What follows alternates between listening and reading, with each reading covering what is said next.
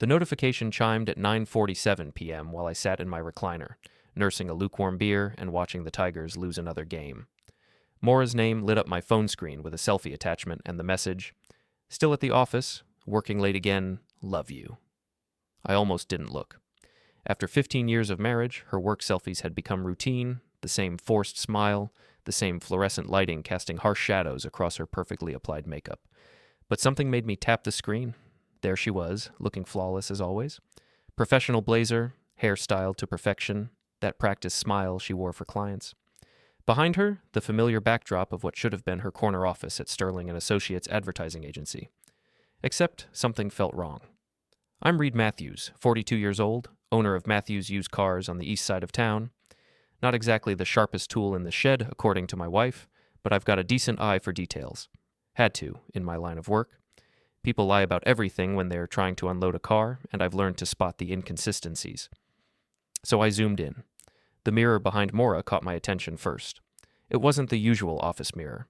This one had decorative brass fixtures around the edges, hotel bathroom mirror, if I had to guess. The lighting was all wrong too. Those weren't the harsh fluorescents from her office building. They were the warm, expensive bulbs you find in upscale hotel suites. But that wasn't the worst part. In the reflection, barely visible but unmistakably there, was a man's figure, naked, standing in what appeared to be a glass shower enclosure, water cascading down his shoulders, and he was grinning, actually grinning, at something off camera. I knew that grin. I'd seen it at company parties, charity events, and those insufferable networking dinners Maura dragged me to. Preston Tate, managing partner at Sterling & Associates, 53 years old, married to socialite Vivian Tate, father of two, pillar of the community, my wife's boss. The beer can crumpled in my grip, foam spilling across my lap. I barely noticed. My hands were shaking as I saved the original image to my phone, then immediately backed it up to 3 different cloud services. 23 years in business had taught me the value of documentation. The metadata told the whole story. GPS coordinates placed the photo at the Grandview Hotel downtown, Wi-Fi network, Grandview Guest 5G, timestamp 9:43 p.m., just 4 minutes before she sent it to me. I sat there for maybe 10 minutes, staring at that image, zooming in and out, hoping I was wrong, hoping my eyes were playing tricks on me. But Preston's reflection stared back at me, clear as day. That smug smile burned into my retinas. My phone buzzed with another message from Maura. "Don't wait up. This project is going to take all night." I'll bet it is. The rage hit me like a freight train, hot and immediate, but underneath it was something colder, more calculating. This wasn't just betrayal. This was stupidity. She'd handed me everything I needed to destroy both of them, wrapped up in a pretty little selfie with a bow on top. I pulled up my contacts and found Vivian Tate's number. We'd exchanged information at some charity gala last year, one of those networking things where spouses were expected to make small talk, while the real players worked the room. She'd seemed nice enough, if a little cold around the edges. I attached the photo and typed one word. "Recognize him?" Then I hit send. The response came back in less than 3 minutes. "Thank you." Just 2 words, but they carried the weight of recognition, confirmation, and something else, gratitude. Vivian Tate knew exactly what her husband was doing, and now she had proof. I poured myself a scotch, the good stuff I kept hidden in the back of the liquor cabinet, and started planning. The old Reid would have confronted Maura directly, would have screamed and thrown things and made a scene, but that Reid was a chump, a pushover who got walked on by his wife and her arrogant boss. This Reid was going to be different. I opened my laptop and started digging. If Maura and Preston thought they were being clever, they were about to learn just how wrong they were. I had access to our joint credit card statements, our bank accounts, her calendar app that synced to my phone. 23 years of marriage had given me all the keys to her digital life. The pattern emerged within an hour. Every late night at the office corresponded with a charge on Preston's corporate card at the Grandview Hotel. Dinner at Romano's, room service charges, even spa treatments. 14 separate occasions over the past 3 months, each one meticulously documented in corporate expense reports that would be audited at the end of the fiscal year. These 2 idiots were conducting their affair on company time with company money and leaving a paper trail that led straight back to them. I screenshot everything, saved it all to an encrypted folder, and backed it up to multiple locations. Then I did something that surprised even me. I started laughing. Not the bitter, angry laugh of a betrayed husband, but the genuine amusement of someone who just watched their opponents make a catastrophic mistake. Maura always said I was too simple, too trusting, too naive for the sophisticated world she inhabited. She was probably telling Preston right now how easy it was to fool me, how I never suspected a thing. Well, surprise, sweetheart. The simple used car salesman just became your worst nightmare. I printed out the selfie on our home printer, the high-quality one Maura insisted we needed for her professional presentations. The image came out crystal clear, Preston's reflection visible in all its damning glory. I slipped it under her pillow, right where she'd find it when she finally came home from her late night at the office. Then I went to bed and slept better than I had in months. Maura never came home that night. I woke up at 6 a.m. to find her side of the bed untouched, the printed photo still tucked under her pillow like a viper waiting to strike. My phone showed no messages, no calls, no explanation for her absence. But her car was gone from the driveway, along with a small suitcase she kept in the hall closet for emergency business trips. I made coffee and sat at the kitchen table, staring out at the empty driveway. The rage from last night had crystallized into something harder, more focused. This wasn't just about the affair anymore. It was about the lies, the manipulation, the sheer arrogance of thinking she could play me for a fool. My phone buzzed. Text from Maura. Emergency client presentation in Chicago, flying out this morning, back tomorrow. Chicago. Right. I opened her calendar app. We'd shared access years ago for family scheduling, and found no Chicago trip, no client presentation, no business travel of any kind. Just a notation for today? Personal day, unavailable. She wasn't even trying anymore. I called Sterling and Associates and asked for Maura's extension. The receptionist, a sweet kid named Jennifer, who always remembered my name at company parties, sounded confused. Oh, Mr. Matthews. I'm sorry, but Mrs. Matthews called in this morning. She's taking some personal time. Is everything okay? Everything's fine, Jennifer. Just trying to coordinate our schedules. Is Mr. Tate available? A pause. Actually, Mr. Tate is also out of the office today. Some kind of family emergency, I think. Family emergency. Sure. Thanks, Jennifer. You have a great day. I hung up and opened my laptop. Time to get serious about this investigation. The corporate credit card statements told the whole story. Preston Tate had been sloppy, charging everything to his business account like he owned the world. 14 hotel stays, each one corresponding exactly with Maura's late nights at the office. Expensive dinners, wine that cost more than I made in a day, even charges for women's clothing at boutique shops downtown. He was buying her gifts, probably telling her she deserved better than her simple husband with his used car lot and his blue-collar sensibilities. I copied everything to a flash drive, printed out the most damning receipts, and organized it all into a neat folder. Then I composed an email to Sterling and Associates' HR department. To whom it may concern, I typed, I have discovered evidence of serious misconduct involving senior staff members using company resources for personal activities. Please find attached documentation of expense report irregularities that warrant immediate investigation. I sent it from an anonymous email account, then sat back and waited.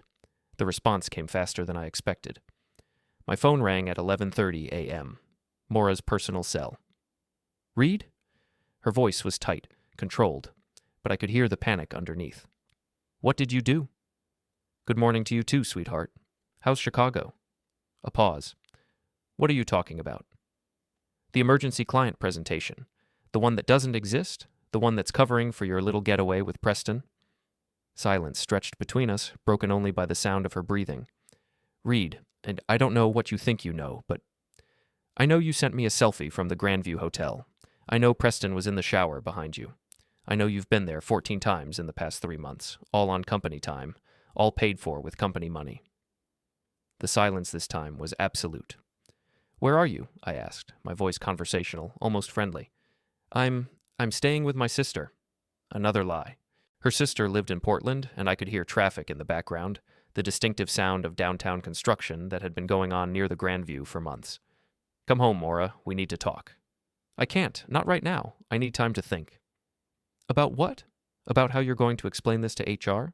About how you're going to spin expense fraud to the company board? Or are you thinking about how Preston's wife is probably talking to her lawyer right now? A sharp intake of breath. You contacted Vivian? I shared some information with her, yes. Seemed like the right thing to do. You bastard. The mask slipped, revealing the venom underneath. You have no idea what you've done. I've done exactly what any reasonable person would do when they discovered their spouse was having an affair. I documented it, reported it to the appropriate authorities, and informed the other injured party. This isn't over, Reid. You're right about that. This is just getting started. She hung up. I sat there for a moment, processing the conversation. The woman I'd been married to for 15 years, the mother of my children, had just threatened me. Not apologized, not tried to explain or justify, threatened me. That crystallized something inside me, hardened my resolve into diamond-sharp focus. I called my old friend Jax Murphy, who ran a boxing gym on the south side of town. We'd known each other since high school, and he'd been trying to get me back into training for years. Reid, about time you called. Ready to start hitting things again? Actually, Jax, I think I am. Can you meet me for lunch? I need to talk to someone who won't judge me for wanting to punch a wall. Sounds serious. Romano's at 1. Perfect. Romano's was a little Italian place that had been serving the same menu for 30 years. The kind of place where the waitresses called you hon and the portions were big enough to feed a family. Jax was already there when I arrived, his weathered face creased with concern. You look like hell, he said by way of greeting.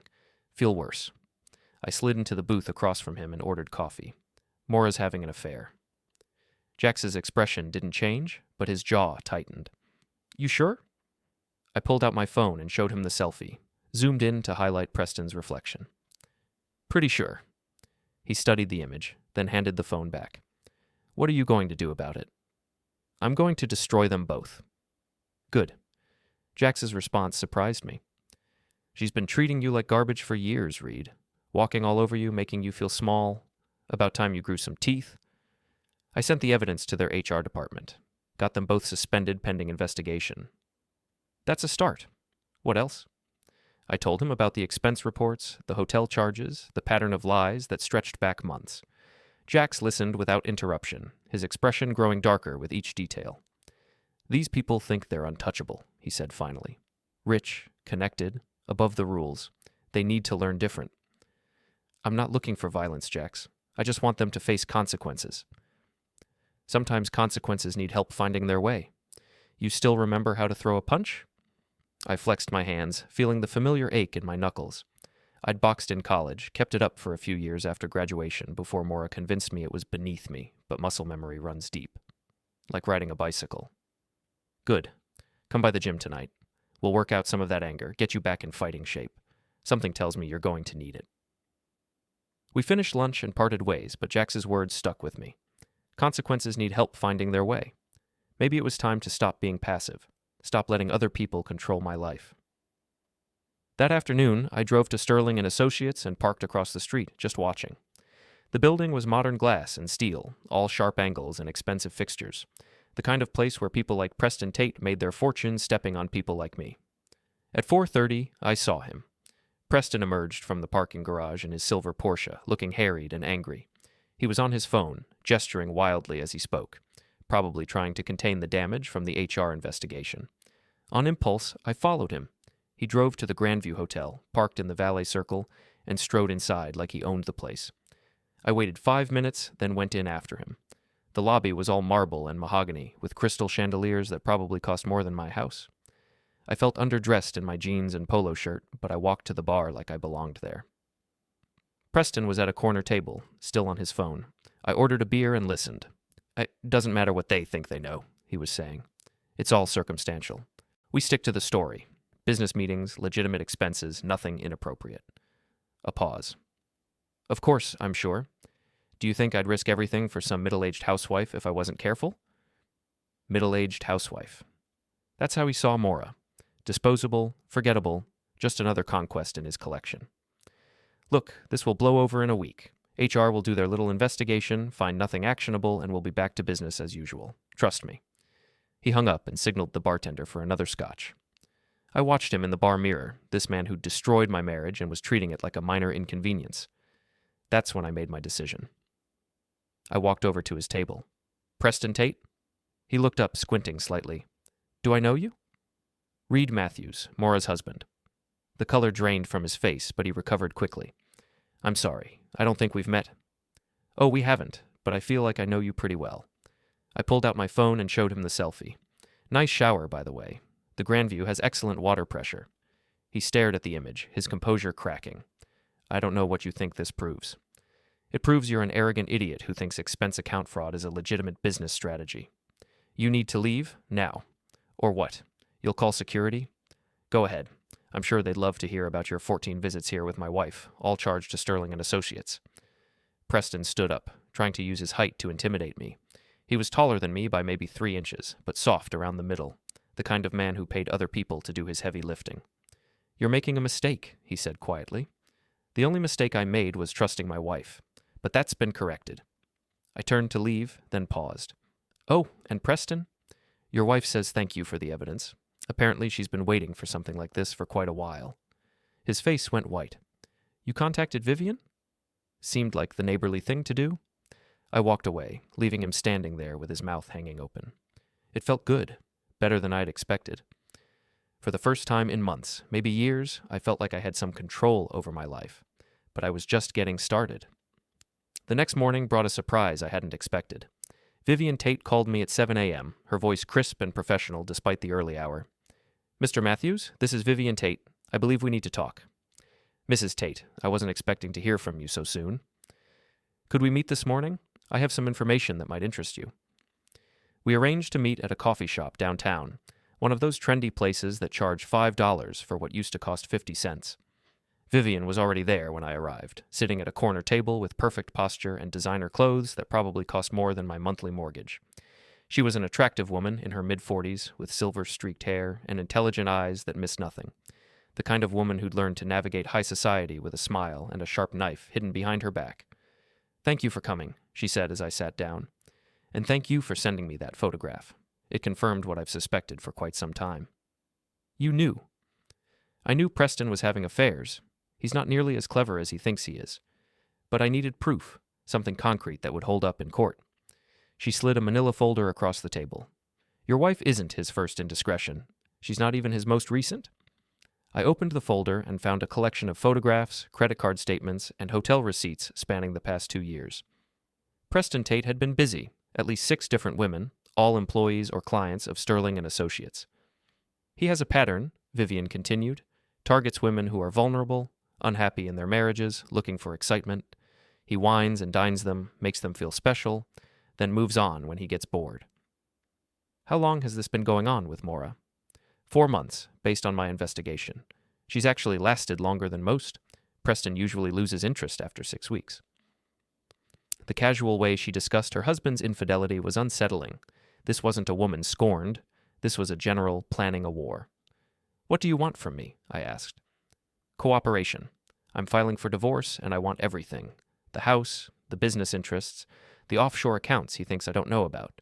But I need allies, people who can corroborate the pattern of behavior. And in return, I help you destroy them both. She opened her purse and pulled out another folder, this one thicker than the first.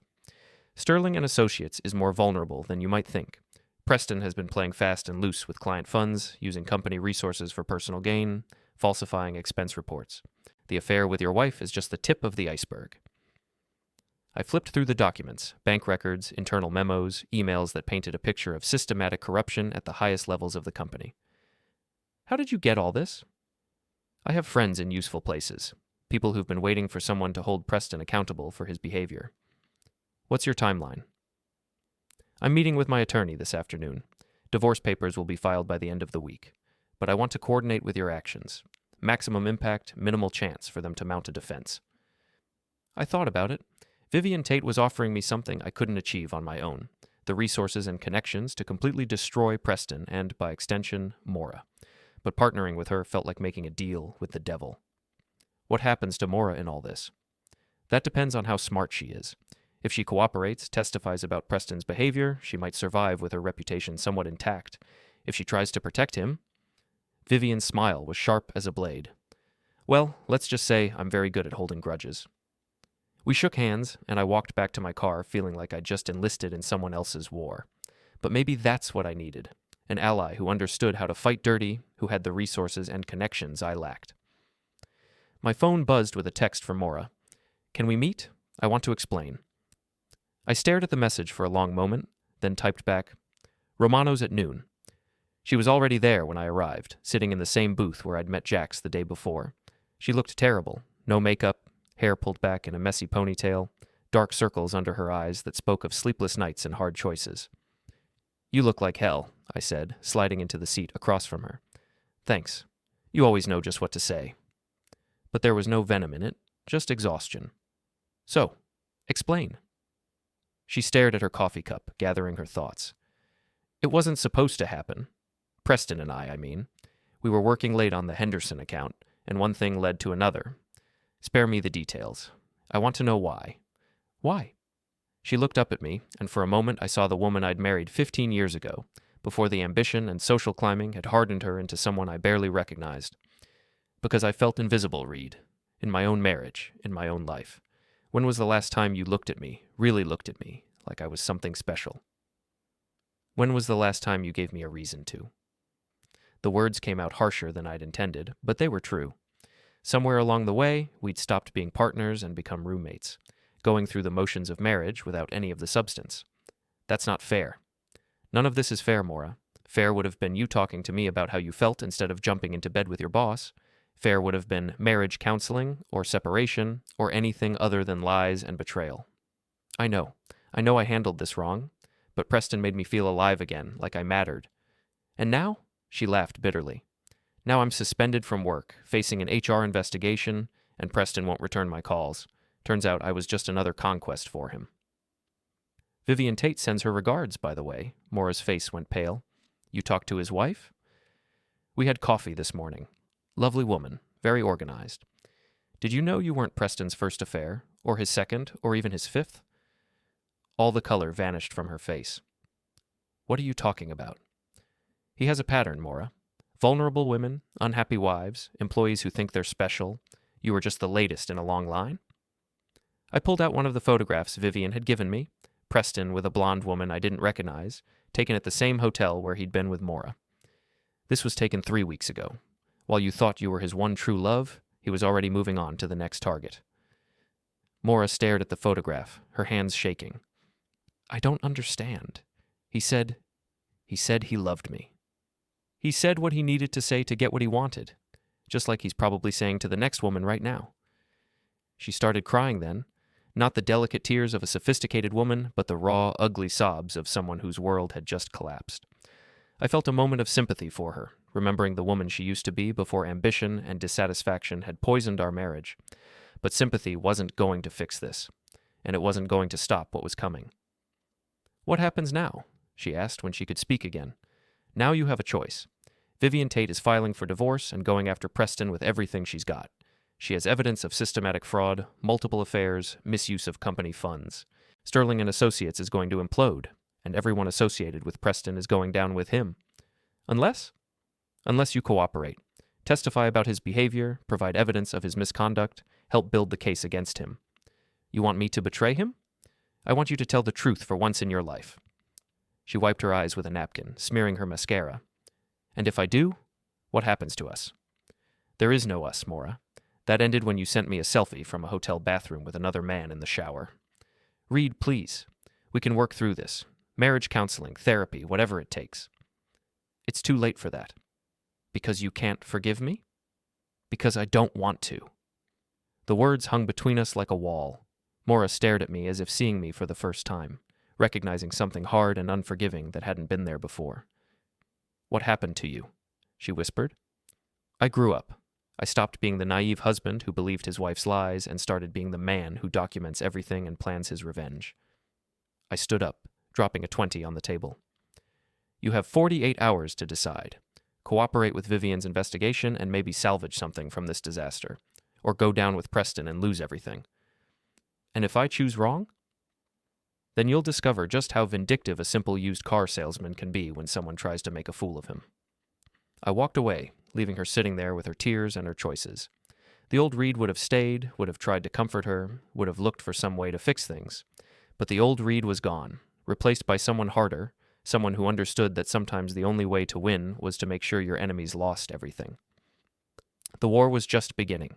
The next 48 hours passed like a slow-motion explosion. I spent most of it at the boxing gym with Jax, working out 15 years of accumulated frustration on heavy bags and speed bags, until my knuckles were raw and my muscles screamed. Feel better? Jax asked after a particularly brutal session. Getting there. I unwrapped my hands, examining the bruises that had bloomed across my knuckles. Strange how hitting things can clarify your thinking. Ancient wisdom, my friend. Sometimes you need to break something before you can build something new. My phone buzzed with a text from Vivian. Meeting tomorrow at 2 p.m. Bring everything. I'd spent the previous evening organizing all my evidence, photos, credit card statements, hotel receipts, email exchanges, everything needed to destroy Preston Tate, and, by extension, anyone foolish enough to stand with him. Maura hadn't called. That evening, I drove past our house. I'd been staying at a motel since our lunch meeting, giving her space to make her decision. The lights were on, her car in the driveway, normal suburban life continuing as if the world wasn't falling apart. I parked across the street and called her. Reid? She sounded tired, defeated. Time's up, Maura. What's it going to be? A long pause. I can't do it. I can't testify against Preston. Even knowing he played you, even knowing you were just another conquest? It doesn't matter. I won't destroy someone else's life to save my own. Noble, stupid, but noble. What happens now? Now you face the consequences of your choices. I hung up and drove to Vivian's house in the hills overlooking the city. It was a monument to wealth and taste, all clean lines and expensive materials. She met me at the door dressed in black, looking like a widow at her husband's funeral.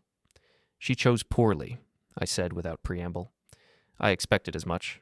Preston has a talent for inspiring misguided loyalty in his victims. We sat in her living room, surrounded by art that probably cost more than I made in a year, and planned the destruction of two people who'd thought themselves untouchable. The divorce papers are filed, Vivian said. Preston received them this morning. He's been calling all day, trying to negotiate. What did you tell him? Nothing. I let my attorney handle all communication. But I did take the liberty of freezing our joint accounts and changing the locks on the house. Thorough. I've had 2 years to plan this, Mr. Matthews. I don't intend to leave anything to chance. She opened her laptop and showed me a series of news articles scheduled for release the next morning. I have contacts at the Business Journal, the city paper, and the local news stations. By tomorrow evening, Preston Tate's name will be synonymous with corporate fraud and serious professional misconduct. And Maura? Collateral damage. She made her choice. The next morning, I woke up to 17 missed calls and 43 text messages. The story had broken at 6 a.m., and by 8 o'clock, Preston Tate was the most hated man in the city. The headlines were brutal. Sterling and Associates partner accused of systematic fraud, local executive under investigation for multiple affairs, corporate credit cards funded luxury lifestyle. But it was the photographs that really drove the knife home. Someone, I suspected Vivian, had provided the media with images of Preston and various women at expensive restaurants, luxury hotels, and exclusive events, all paid for with company money, all documented with receipts and credit card statements. Maura's face was in 3 of the photos. My phone rang. Maura, of course. Reid, you have to help me. The reporters won't leave me alone. They're camped outside the house, calling my work, harassing my parents. I warned you this would happen. Please, I'm begging you, make them stop. I can't make them stop, Maura. This is what consequences look like. I'll do anything. Testify, cooperate, whatever you want. Too late. You had your chance. Reid, please, they're destroying me. No, Maura. You destroyed yourself. I just documented it. I hung up and turned off my phone. There was work to do. Sterling and Associates was in chaos when I drove past that afternoon. News vans lined the street, reporters shoving microphones at anyone who entered or left the building. The company's stock price had dropped 30% since the morning, and rumors were circulating that several major clients were pulling their accounts. Preston's Porsche wasn't in the parking garage. I found him at Murphy's Tavern, a dive bar on the south side of town that catered to day drinkers and people hiding from their problems. He was alone at the bar, working on what looked like his 4th or 5th scotch. He looked up when I sat down beside him, his eyes unfocused and rimmed with red. Come to gloat? He slurred. Just wanted to see how the other half lives when they fall from grace. You have no idea what you've done. Sterling and Associates employs 200 people. Good people with families, mortgages, kids in college. You've destroyed all of them to get back at me. I didn't destroy anything. You did that when you decided company funds were your personal playground. It was just a few hotel rooms, some dinners, nobody was getting hurt. Except your wife, and my wife, and all the other wives of the women you manipulated. Preston laughed bitterly. Your wife? She came after me, not the other way around. Practically threw herself at me at the Christmas party. And you, being a gentleman, had no choice but to catch her. I'm not the villain here. I'm just a man who made some mistakes. No, Preston, you're a predator who got caught. There's a difference. I finished my beer and stood up. Enjoy the rest of your fall. It's going to be a long way down. Outside, I called Vivian. How's our boy holding up? She asked. About as well as you'd expect. Drunk, bitter, and still blaming everyone but himself. Perfect. The board meeting is tomorrow morning. By noon, he'll be officially terminated for cause. And Maura? Already gone. HR cleaned out her office this morning. I drove home, my real home, not the motel room I'd been hiding in. The reporters had moved on to bigger prey, leaving the neighborhood quiet and normal. Maura's car was gone, along with most of her belongings. She'd left a note on the kitchen table. I'm staying with my sister in Portland. My lawyer will be in touch about the divorce proceedings. I'm sorry for everything. I crumpled up the note and threw it away.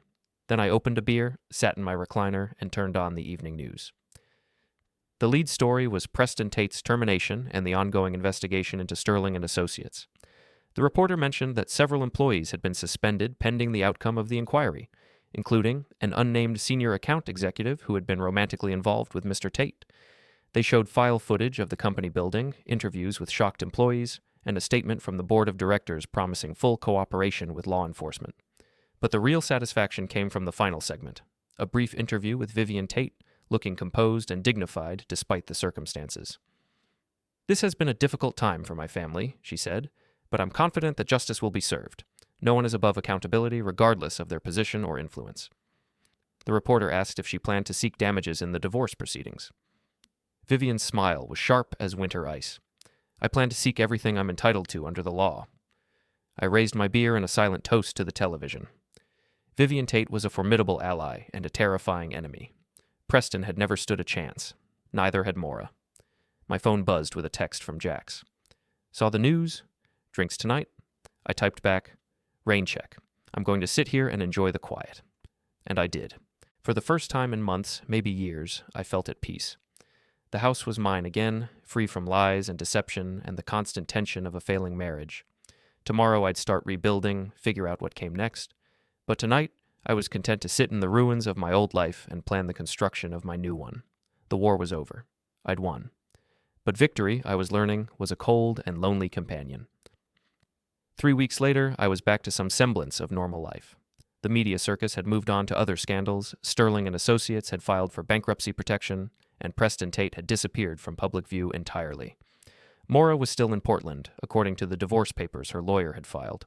She wanted half of everything, the house, the business, our retirement accounts, standard stuff, except she had no leverage and a reputation that made her unemployable in her chosen field.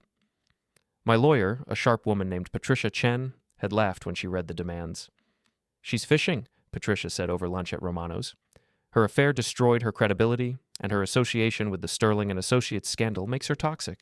She'll settle for whatever you're willing to give her. What am I willing to give her? That's up to you. Legally, you could probably get away with minimal alimony given the circumstances. The affair, the public scandal, the fact that she abandoned the marital home. It all works in your favor. I thought about it while Patricia outlined various scenarios. 15 years of marriage, 2 kids who were old enough to understand what had happened, a shared history that couldn't be erased by betrayal and bad choices. Make her a fair offer, I said finally. Not generous, but fair. Enough to start over somewhere else. You're being more charitable than most men would be in your situation. I'm not doing it for her. I'm doing it so I can move on without wondering if I became the kind of man who destroys people for revenge. And if she doesn't accept, then she can explain to a judge why she deserves more after conducting an affair on company time with embezzled funds. Patricia smiled. I'll draft something this afternoon. I was leaving the restaurant when I ran into Jennifer, the receptionist from Sterling and Associates. She looked tired and stressed, the kind of expression that came from unemployment and uncertain prospects. Mr. Matthews, I wasn't expecting to see you. Jennifer, how are you holding up? It's been rough. The company folded last week, and it's hard to find work when your last employer is associated with a major scandal. I'm sorry. You were always professional and kind. You didn't deserve to get caught up in this mess.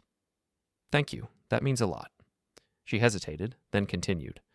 I heard Mrs. Matthews moved to Portland. Are you doing okay? Better than I expected, actually.